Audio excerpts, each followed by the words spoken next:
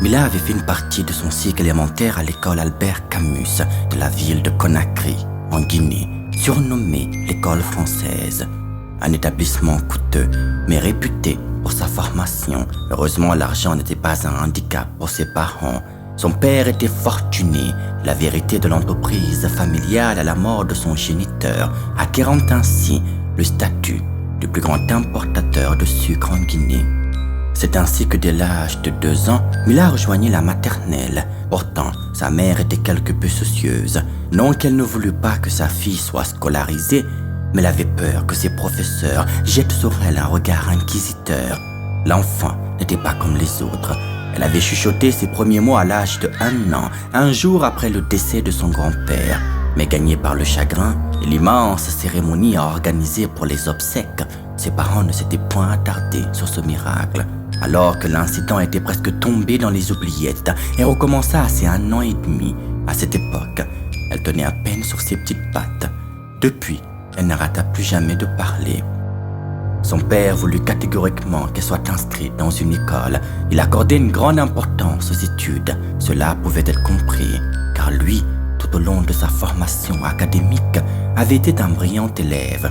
Il fut parmi les premiers de sa classe, jusqu'à l'obtention de son Master 2 en finance à Paris. On ne pouvait en dire autant de sa femme, dont les parents étaient pauvres et qui gravit avec difficulté les échelons de la réussite sociale. Mais l'instinct maternel est bien plus fort que la logique, dit-on.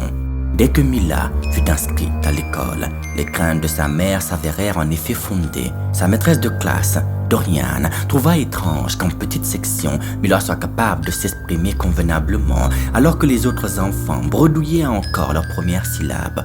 À cet âge, les bambins ne font presque rien à l'école, excepté quelques activités ludiques, dormir, manger et faire leurs besoins. Pour sa grand-mère, c'était offrir de l'argent que de l'inscrire dans cette école. Sa réflexion était compréhensible. Brave femme, elle avait vu son mari trimer des années pour ériger l'empire dont avait hérité son fils. Elle avait une bonne notion de la galère, contrairement à lui, ni une cuillère en argent dans la bouche. Le cerveau de Mila était bien plus développé que ceux de ses camarades. Elle acquit très vite le surnom de petit génie. Sa beauté et son teint d'un clair surprenant faisaient chavirer tous les enfants. Elle était idolâtrée par tous, et garçons comme filles se pliaient en 4 pour satisfaire ses moindres désirs. Tout se passait extrêmement bien dans sa vie. Les craintes de sa mère se dissipèrent avec les années, jusqu'au jour où un curieux incident vint perturber le cours de leur paisible existence. Mila était en CM1, les vacances d'hiver pointaient le bout de leur nez.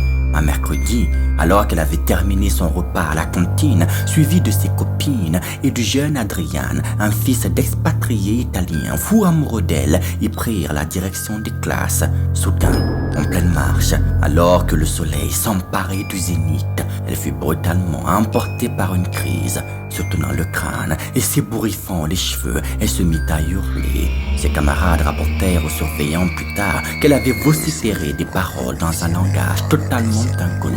L'étrange scène avait duré une quinzaine de minutes, puis sans que nul ne pût s'approcher d'elle, elle s'était effondrée à terre. Il plut ce jour-là au-dessus de l'établissement. Un nuage, sorti des entrailles des cieux, avait terrassé l'immortel soleil pour marteler de gouttes aussi grosses que des morceaux de sucre le corps inerte de la jeune fille.